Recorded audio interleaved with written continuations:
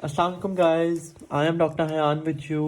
और आज से हम पूरी एक सीरीज़ स्टार्ट कर रहे हैं उन सब्जेक्ट्स की जिनको हमारी चार्टर्ड यूनिवर्सिटी यूएचएस या इसके अलावा भी जो यूनिवर्सिटीज़ हैं उन्होंने एज माइनर सब्जेक्ट डील करने को कहा है, just for the MCQs point of view.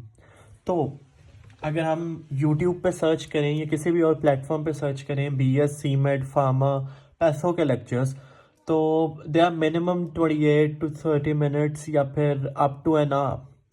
तो इसके लिए हमने मिनिमम अपने लेक्चर को रखा है डिस्क्रीट फॉर्म में, कॉम्पैक्ट फॉर्म में, ताकि आप सिर्फ इसको एमसीक्यू पॉइंट ऑफ व्यू से देख सकें, एंड पे रिव्यू कर सकें, इसके नोट्स को साथ साथ प्रैक्टिस कर सकें। हम behavioural sciences, community made, pathology और फार्मा, इन चारों को साइड बाय साइड लेके चलेंगे इन अ सीरीज। और पिवट या पॉइंट हमारा यही है कि हमने सिर्फ किस चीज़ को टारगेट करना है, माइनस के एमसीक्यूज को। ये एक गैप था अभी तक और कोई भी इसको इस तरह डील नहीं कर रहा था, so I thought that there is an opportunity and here I am. First of all हम बीएस का पहला लेक्चर देख रहे हैं। और एक और एडिशनल चीज़, हम अपने इन लेक्चर्स को अपने लर्निंग ऑब्जेक्टिव्स जो हमें सर्टिफाइड है हमारी चार्टर्ड यूनिवर्सिटी की तरफ से, एलओज हमारे, उनके मुताबिक लेके चलेंगे। बिहेवियर क्या है? वंस एक्शन बिफोर और towards others specially on a particular occasion. किसी एक इंसान का दूसरे की तरफ जो एक्शन या जेस्चर है, ख़ास किसी मौके की मुनासबत पे या उसके बगैर भी, उसको हम क्या कहते हैं जी? ये उस इंसान का बिहेवियर है। इसके दो बेसिस हैं, एक बायोलॉजिकल और दूसरी उसकी सोशल बेस। उसके बायोलॉजिकल या फिर बायोलॉजिकल जो बेसिस है वो क्या है कि इन्फ्लुएंस ऐसे बायोलॉजिकल फैक्टर्स का क्या है ह्यूमन के बिहेवियर पे, वो हम देखते हैं। बायोलॉजिकल फैक्टर्स जैसे कि genetics, brain structure, brain function, hormones, neurotransmitters, ये 3-4 चीज़ें उसमें इंक्लूड की हुई हैं, इसके अलावा भी हैं। अच्छा, अब इसका फंक्शन क्या है, इस बेसिस का, इसकी वजह क्या है? हम इस बायोलॉजिकल बेसिस को समझ के एक ह्यूमन के बिहेवियर के मैकेनिज्म्स को समझ सकते हैं कि वो किस तरह बिहेव कर रहा है, या ये जो बायोलॉजिकल बेसिस है, genetics, brain structure and etcetera, ये सब उसको किन चीज़ों में ड्राइव करने की या किन चीज़ों में एक्सीड करने की मदद कर रही है। तो वो मैकेनिज्म्स कौन कौन से हैं जिनको ये ड्राइव कर रहा है via biological basis? Cognition, emotion, social interactions और इसके अलावा भी बहुत से। अच्छा, कॉग्निशन क्या होता है? इसको हमेशा आप याद रखिएगा, किससे सिमिलीफाई करके या मेटाफराइज करके, हमेशा रीजनिंग से, यानी कुछ समझना, उसको प्रोसीड करना, इंटरप्रेट करना। तो इस तरह कॉग्निशन को याद रखिएगा। दूसरी तरफ है हमारे पास social basis. What is the social basis for the behaviour? ये एक रेंज ऑफ इंटरेक्शन है। किस चीज़ का इंटरेक्शन? इंडिविजुअल और उसके सोसाइटी का जो रिलेशनशिप है उसके इंटरेक्शंस की एक रेंज है।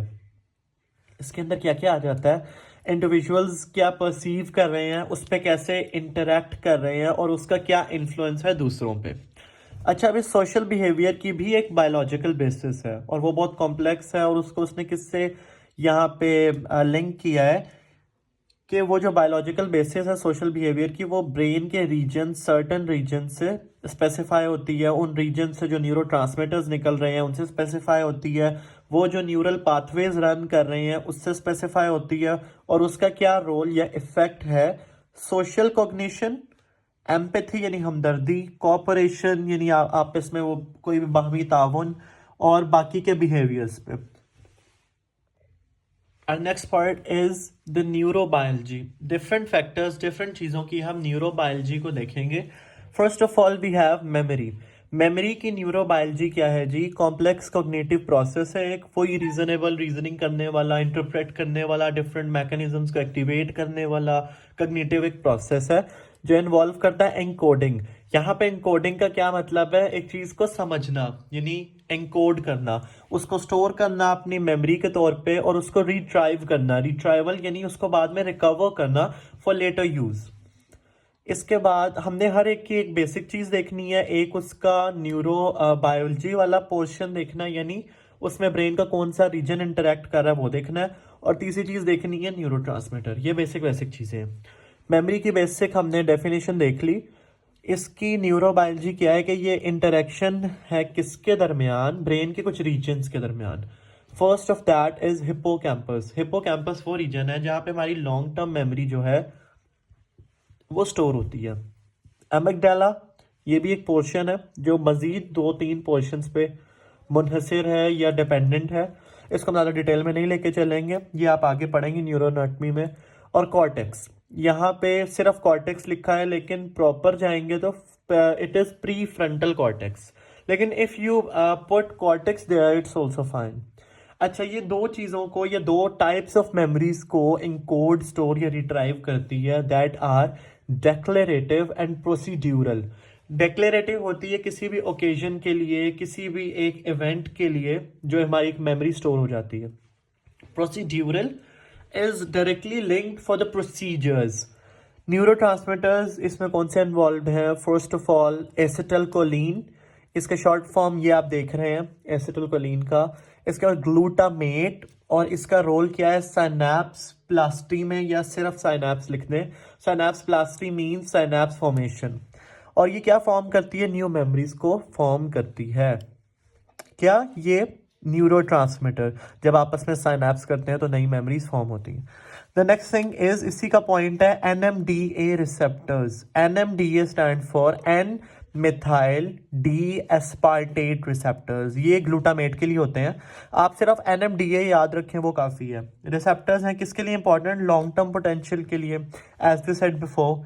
और अगर इंक्रीज हो जाए सेंसिटिविटी, एसिटिलकोलिन की सेंसिटिविटी नर्व्स के लिए ज़्यादा हो जाए, यानी नर्व्स बहुत ज़्यादा सेंसिटिव हो जाए एसिटिलकोलिन के लिए, तो क्या हो जाता है? मेमोरी जो है उसकी फॉर्मेशन वाला जो पार्ट है ना वो इन्हांस हो जाता है या बहुत ज़्यादा एक्सिलरेट हो जाता है। The second thing is neurobiology for emotions. Basic चीज़ क्या है जी?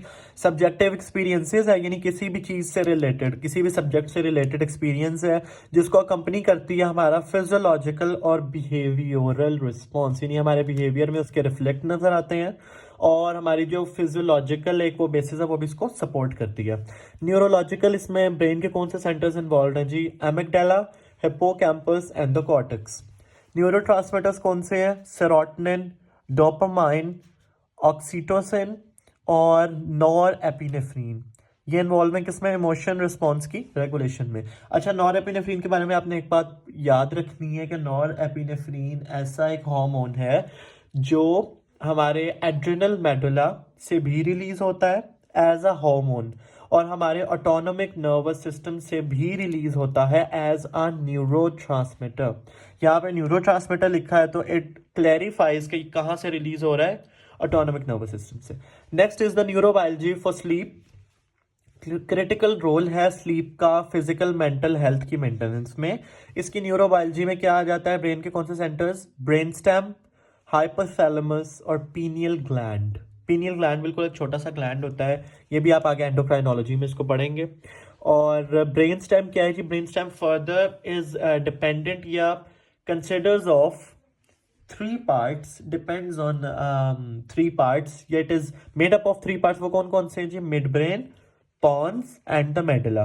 और मिड ब्रेन वो एरिया है जो हमारे ब्रेन को, सीएनएस का जो पार्ट है ब्रेन, उसको सीएनएस के दूसरे पार्ट स्पाइनल कॉर्ड से कनेक्ट करता है। ओके जी, यहाँ पे न्यूरोट्रांसमीटर्स कौन से आ जाएंगे? सेरोटोनिन, और दूसरा है gamma amino butyric acid. Gamma amino butyric acid नहीं भी याद होता तो सिंपली याद रखें गाबा। सेरोटोनिन और गाबा ये रेगुलेट करता है किसको? हमारे स्लीप वेक साइकिल्स को। That's it. लर्निंग की न्यूरोबायोलॉजी क्या है कि एक्वायरिंग न्यू स्किल्स, नॉलेज और बिहेवियर्स, यानी किसी भी नए स्किल, नॉलेज या बिहेवियर का याद करना या उसको अपनाना क्या है? लर्निंग है। इसकी न्यूरोबायोलॉजी क्या इन्वॉल्व करती है जी? साइनैप्स और न्यूरल नेटवर्क्स को इन्वॉल्व करती है। ब्रेन के कौन से रीजन्स हैं? हिप्पोकैम्पस, प्री फ्रंटल कॉर्टेक्स और सिंपली कॉर्टेक्स। और इसकी भी क्या दो फॉर्म्स में मेमोरी के स्टोर होती है, ये डेक्लेरेटिव और प्रोसीड्यूरल, जिनकी हमने पहले बात की थी मेमोरी में। और इसके न्यूरोट्रांसमीटर्स कौन से हैं? डोपामाइन और glutamate. Next is neurobiology of the motivation. Motivation क्या है? इंटरनल प्रोसेस है एक जो ड्राइव करता है बिहेवियर को टुवर्ड्स किस चीज़ की तरफ? कि कुछ अचीव करने के लिए अपने गोल्स को, या अपनी ज़रूरियात को सेटिस्फाई या फुलफिल करने के लिए। और इसकी न्यूरोलॉजी या न्यूरोबायोलॉजी क्या है, उसमें एक सिस्टम आता है जिसको हम कहते हैं reward system. Reward system is typically consisting of nucleus accumbens. अच्छा, यहाँ पे न्यूक्लियस का मतलब बिल्कुल भी वो सेल वाला न्यूक्लियस नहीं है।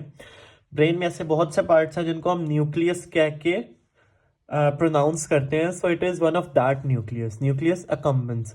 रिवॉर्ड सिस्टम का जहां भी नाम आएगा न्यूक्लियस अकम्बेंस आपके दिमाग में आ जाना चाहिए, और उसके तवस्सुद से, लिंक से आपके दिमाग में न्यूरोट्रांसमीटर डोपामाइन आना चाहिए। Dopamine, nucleus accumbens and reward system, they are intermingled और इंटरलिंक्ड। इसके अलावा कौन से न्यूरोट्रांसमीटर्स हैं डोपामाइन के अलावा? सेरोटोनिन, नॉरएपिनेफ्रिन, और ये सब मोटिवेशन में रोल प्ले करते हैं। सेक्स अराउजल में क्या है कि ये ऐसा बिहेवियर या अराउजल है जिसको इन्फ्लुएंस करती हैं दो चीज़ें। हार्मोनल स्टिमुलेशंस भी, यानी एंडोक्राइनोलॉजी भी इससे रिलेटेड है, और न्यूरल फैक्टर्स यानी हमारे नर्वस सिस्टम भी इसको स्टिमुलेट या रेगुलेट करता है। न्यूरोलॉजी में क्या है, इसकी न्यूरोबायोलॉजी क्या है जी? ब्रेन के कौन से सिस्टम्स या रीजन्स? हाइपोथैलेमस और limbic system. Limbic system deep down in the cortex एक हमारे पास स्ट्रक्चर होता है जिसको हम आगे डिस्कस करेंगे डिटेल में अगले लेक्चर्स में। और इसमें हमारे पास हार्मोन्स कौन से आ जाते हैं सेक्स अराउजल से रिलेटेड? हमें पता है oestrogen for the females and testosterone for the males. Next is reward and punishment. For reward and punishment will switch directly on the neurobiology. इसकी न्यूरोबायोलॉजी में क्या आ जाएगा? Mesolimbic dopamine system. Mesolimbic dopamine system का एक part reward system वाला nucleus accumbens भी है।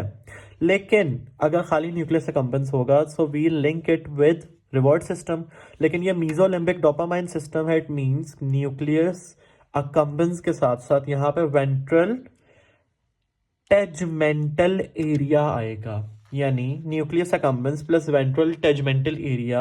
ये क्या है जी? हमारे पास मीजोलिम्बिक डोपामाइन सिस्टम है। डोपामाइन है तो इट क्लासिफाइज किस में क्या आएगा जी? Neurotransmitter dopamine. और रिवॉर्डिंग स्टिमुलाई अगर पीछे से आएगा हमारे पास तो वो क्या करेगा? रिवॉर्डिंग एक्शन या इफेक्ट प्रोड्यूस करेगा। और अगर हमारे पास वो इनहिबिट हो जाएगा, रिवॉर्डिंग जो स्टिमुलस आ रहा था, तो क्या हो जाएगा? पनिशमेंट सिग्नल क्रिएट होगा। किसकी इनहिबिशन से? जो हमारे पास डोपामाइन था, इसकी जो न्यूरोट्रांसमीटर है उसकी इनहिबिशन हो जाएगी।